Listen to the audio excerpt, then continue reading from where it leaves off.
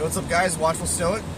It's a beautiful, hot day in Texas. It's not as windy as it was the past couple of days. It's a little bit more clouds than usual, but it's pretty nice outside. It's still very, very sunny. Had the wonderful experience of dunking a C-suite executive into a dunk tank. That was fun. Should ask me about that later. Anyway, before I jump into the last bit of The Road Less Traveled by Dr. M. Scott Peck, like, share, comment, subscribe. I like to have conversations with you guys. So far, I've just been talking with Vaughn in my comment section, but I'd love to hear back from you. So share your thoughts with me. Drop a comment. Give me a like. Give me a share. I'm going to be posting my stuff onto some forums. I'm not sure how much I should be talking about which forums, but if the owners want me to share it, I'm sure they will let it be known. Anyway, so this last bit of The Road Less Traveled, I've noticed that as he progresses through the book, he starts off with the most fundamental and verifiable processes, and then he slowly expands outwards, and everything can be traced back down to where he started throughout the book. And at the very end here, it's a little bit more speculative than usual, but it all makes sense. He was talking about a few different things. He talked about power and the differences in what kinds of power there are. Now, if you're a fan of the 48 Laws of Power, which I am, I think it's a great book, fantastic book.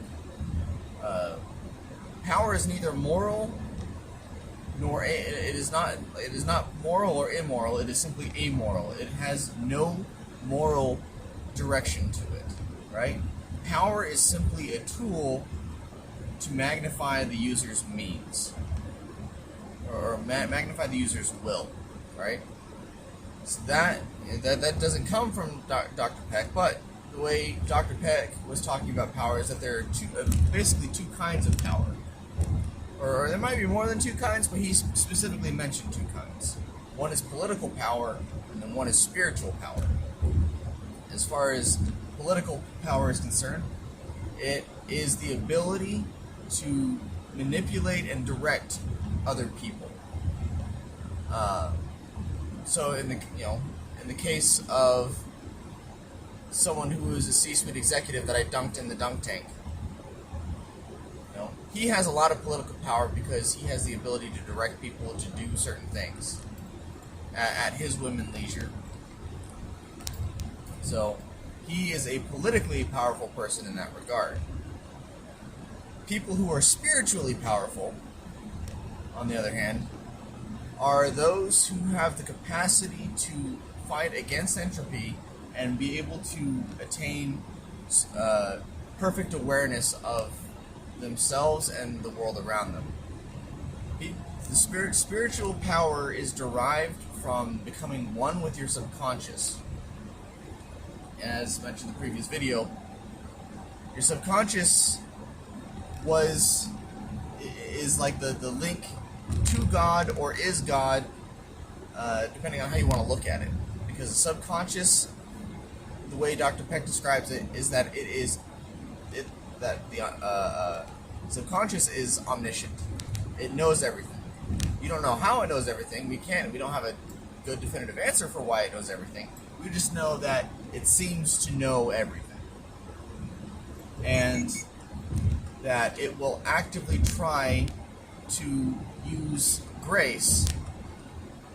Grace being the miracles around us that help push us in the direction of spiritual health and spiritual and physical health as well.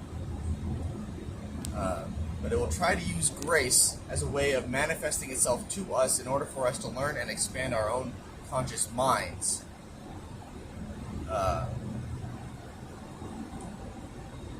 But the responsibility for accepting that knowledge and that expansion falls on the conscious mind. So we have to take responsibility for the fact that we know something's wrong and willingly expand ourselves to meet the demands of the conscious mind, of the subconscious mind, unconscious mind.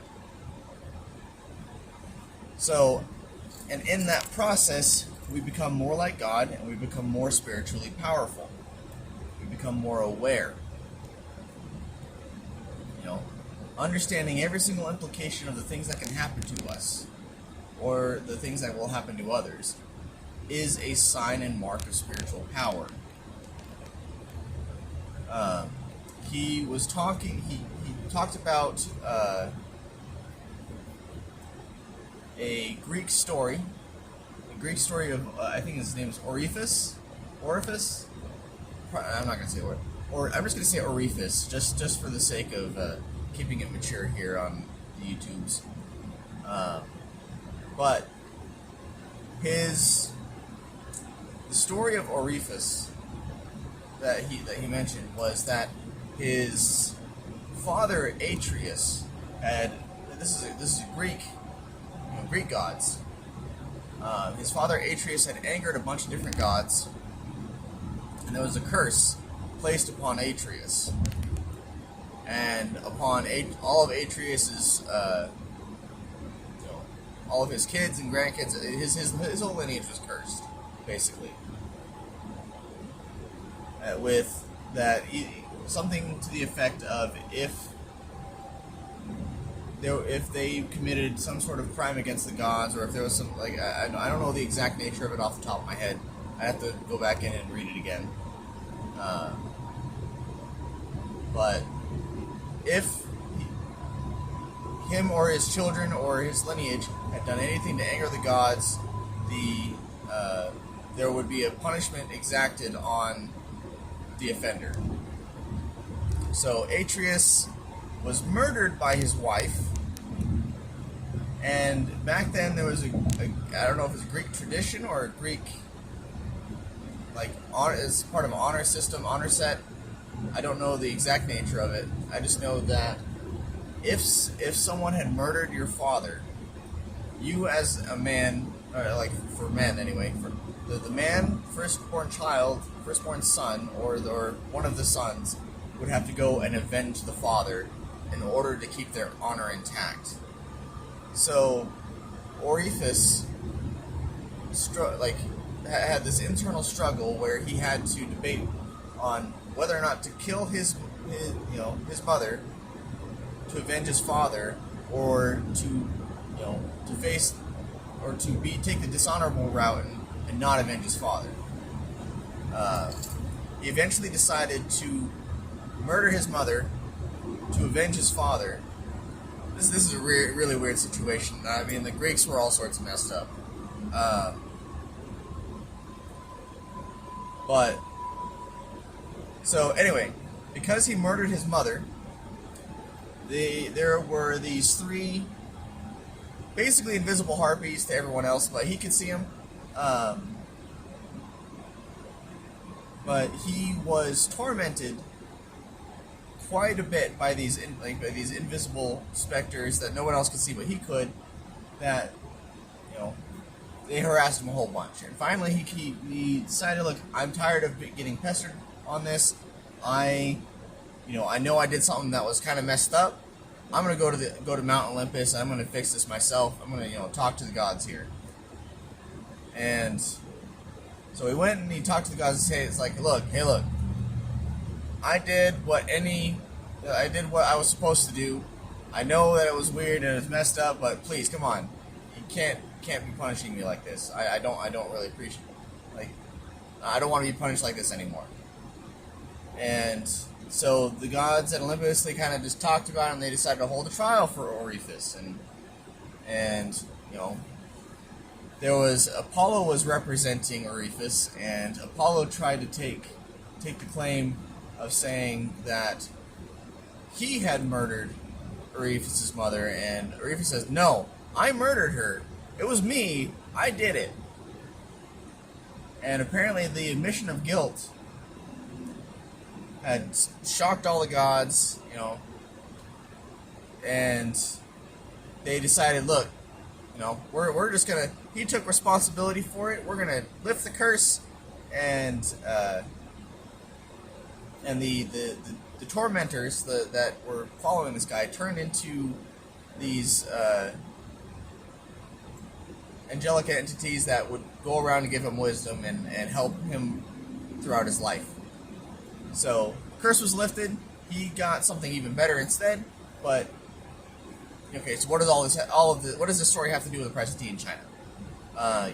Because he took responsibility for his own actions and for his own situation, he was great. Like, the gods granted him, reprieve.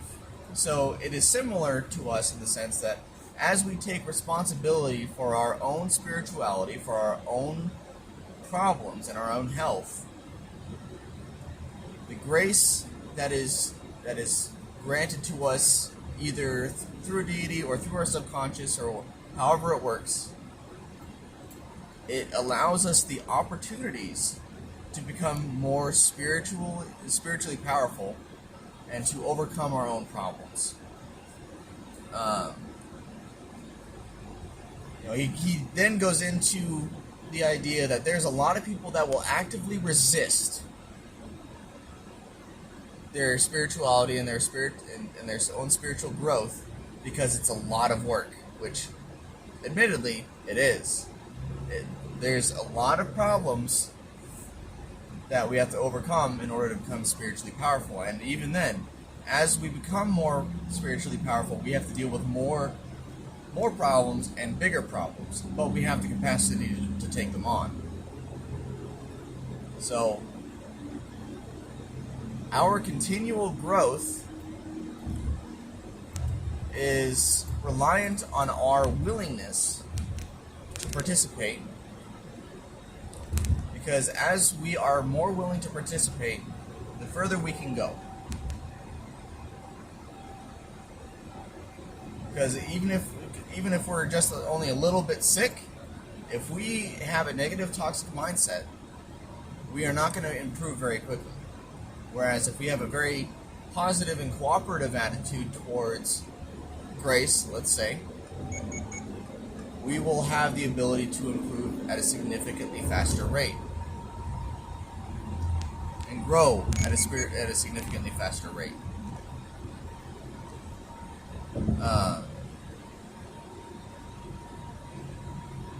He talked about a patient he had who she was suffering from depression,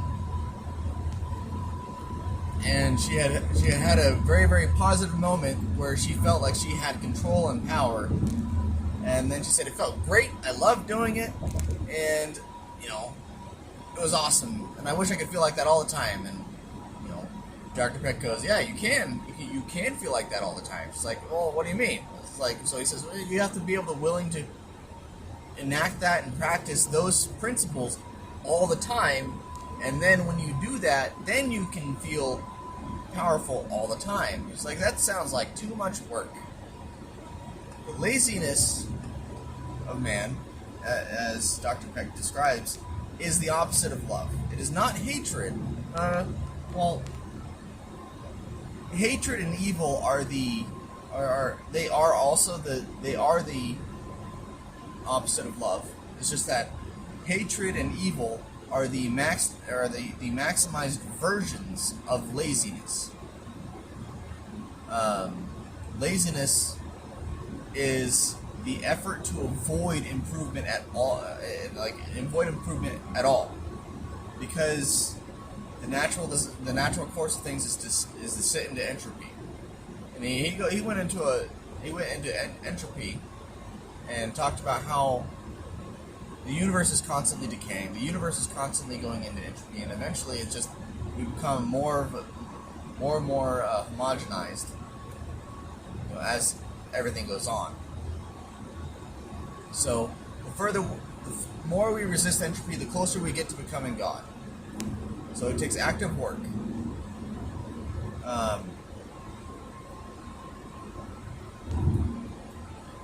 Let's see, what was I talking about? That was like, depression. I forgot. There was a time I wanted to talk about depression, but he touched on this again in this particular last section of the book. That depression is your mind's way of letting you know that something's wrong and that you need to change. That depression itself is a form of grace. Like, sure, it doesn't feel pleasant, but the things that let us know that look, there's something wrong, are forms of grace. They are it is grace that is showing us, look, there's something wrong. You got to try to fix something. You got to try to improve. So it's something that we need to be cognizant of. So if you are struggling with mental illness and things of that nature, I'm not saying that your problems are easy to solve. But I am saying that is indicative of something deeper inside of yourself that needs to be resolved. But in any case, I missed quite a bit in this synopsis series of Road Less Traveled, but I highly recommend the book to everyone. You should really get the book. It's a very, very good read, and there's a lot of information in there, and I probably botched up a lot of the representation of it, but that's all the more reason to go get the book and get all the facts for yourself, because I'm not perfect. I'm trying to move in the direction of perfection, But yeah, I like that phrase, the direction of perfection. But anyway, like, share, comment, subscribe. I'd love to hear from you guys, and I hope you all have a wonderful day. I love you all. I'll see you next time.